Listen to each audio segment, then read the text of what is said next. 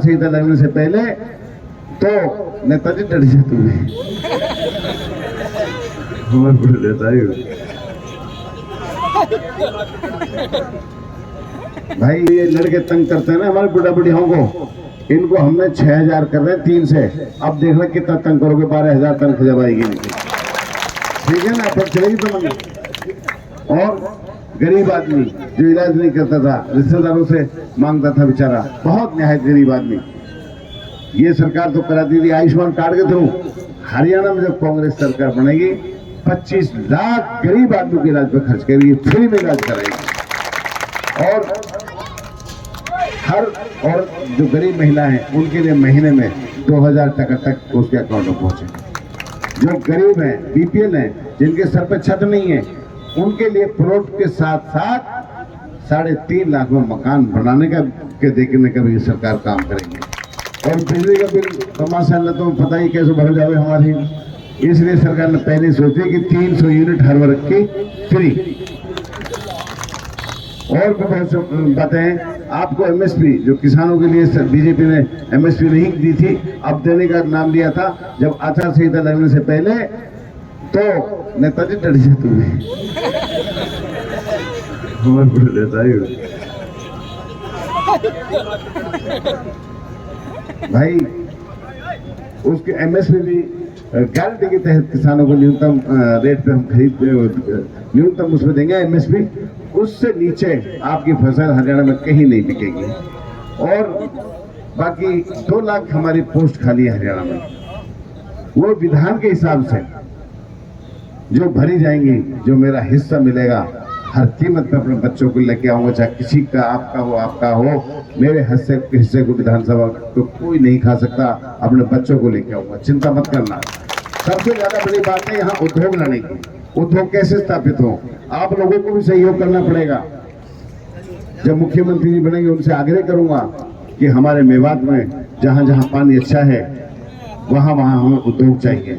आप लाइसेंस देते उद्योगों का, हमें बूचड़खानों का नहीं चाहिए, हमें उद्योग चाहिए, इंडस्ट्रीज चाहिए, जहाँ सुबह बच्चे टिफिन में रोटी लेके जाएं, शाम को घर आए। क्यों? उससे 2 काम होंगे, ओलेग से भी पीछे छूटेगा, ये नशे से भी दूर रहेंगे। ये बहुत जरूरी काम है। इससे जमीनों के रेट भी बढ़ेंगे। जब जमीनों के रेट बढ़ेंगे, जमीनें बिकेंगी, पैसा आपके पास आएगा, बिजनेस करोगे और फिर आपका लिविंग स्टैंडर्ड अच्छा होगा, बच्चे पढ़ेंगे तो देखना मेरा मेवात चंद्रमुखी किस तरह से प्रोग्रेस करेगा। और जिस तरह से हरियाणा में हैं जिले, उनकी बातें और भी आगे जाएगा। मैं ये चाहता हूँ कि मेरा मेवात किसी से पीछे नहीं रहना चाहिए। आप लोगों के लिए जो मुझे काम करने बहुत करने हैं, 57-58 साल आपके एक तरफ और इंशाल्लाह 5 साल आपके एक तरफ, और कोई काम नहीं है, सिर्फ और सिर्फ मेवात का विकास, अपनी विधानसभा का विकास, अपने बच्चों का विकास। बहुत से काम ऐसे हैं जहां आपको पता है हॉस्पिटल में डॉक्टर नहीं मिलते, आप जाते हो, स्कूलों में टीचर नहीं मिलते, आप जाते हो, दफ्तरों में बाबू नहीं मिलते, आप जाते हो।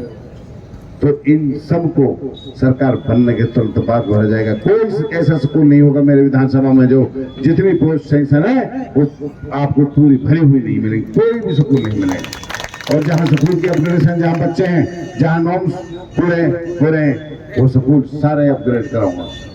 और जो कच्चे रास्ते हैं, सबसे ज्यादा बुरी हालत तो यहाँ 3 बार मिनिस्टर दिए हैं, गोकुलपुर नीम खेड़ा में आप निकल भी नहीं सकते, इतना बड़ा हाल इन्होंने किया है। कहते हैं दिया था अंधेरा, 500 गज दूर कोई गाँव नजर नहीं आते थे नेताओं को, क्योंकि इन्हें पता है ये जाएंगे कहाँ, वोट तो हमको ही देंगे, काम क्यों करने की क्या जरूरत है। लेकिन इंशाल्लाह आप चिंता मत करो, सरकार बनेगी तो सबसे पहले जो गाँव में जो दिक्कत है, सबसे पहले उन गाँवों की दिक्कत खत्म करूंगा, चाहे वो कुछ भी करना पड़ेगा।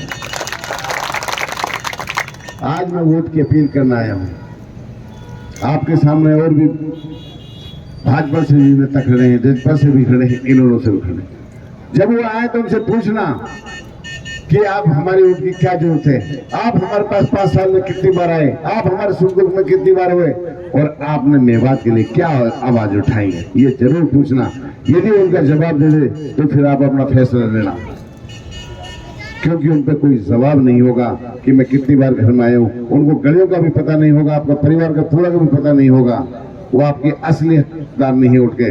तो आपका असली हकदार मैं, आपका वोट का हकदार हूँ। मैंने हमेशा आप लोगों के साथ खड़ा रहा हूँ।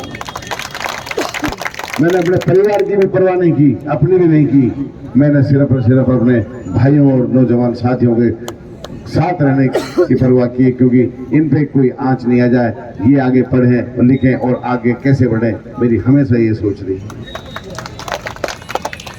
मैं आज वोट की अपील करने के लिए आया हूँ, किसी की ताश नहीं करने के लिए आया। उनने जो किया, जो बोया वो काटेंगे और जो मैं बोऊंगा वो काटूंगा।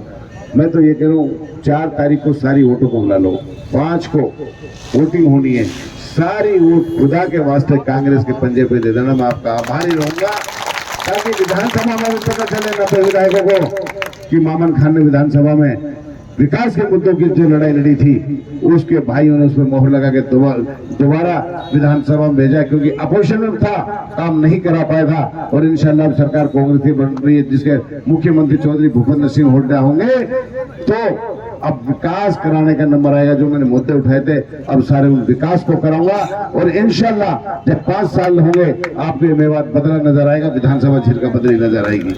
बहुत बहुत प्रोजेक्ट मिलेंगे आप लोगों को यहाँ। बस इस बार चौधरी भूपेंद्र सिंह हुड्डा हरियाणा बहुत वोटों से जीत रहे हैं। सर्वे के मुताबिक आप भी किसी से कम नहीं हो, आप भी बहुत वोटों से जीत रहे हो।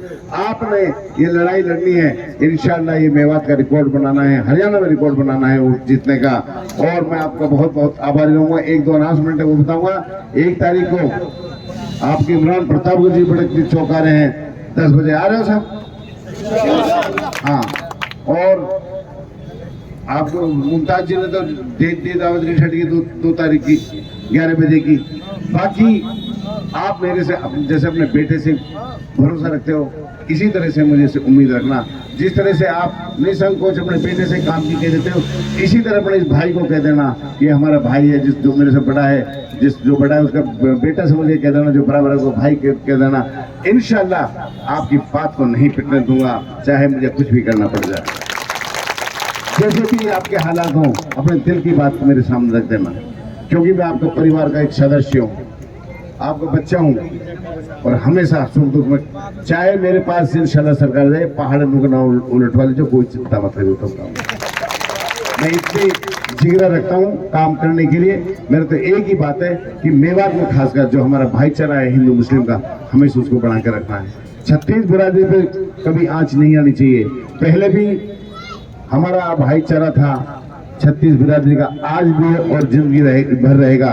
कुछ लोग जो हमारे मेवात को बदनाम करने के चक्कर में, हमारा मेवात किसी भी सूरत में बदनाम नहीं हो सकता। और इस मेवात की देश में मिसाल देते हैं कि भाईचारा देखना तो मेवात में देखिए। मैं तो यही कहूंगा आप लोगों से कि आप आने वाले 5 तारीख को सारी वोटों को कांग्रेस के पंजे पे दबाएं, राहुल जी के हाथ मजबूत करें, दीपेंद्र हुड्डा जी के मजबूत करें, भूपेंद्र सिंह हुड्डा के मजबूत करें।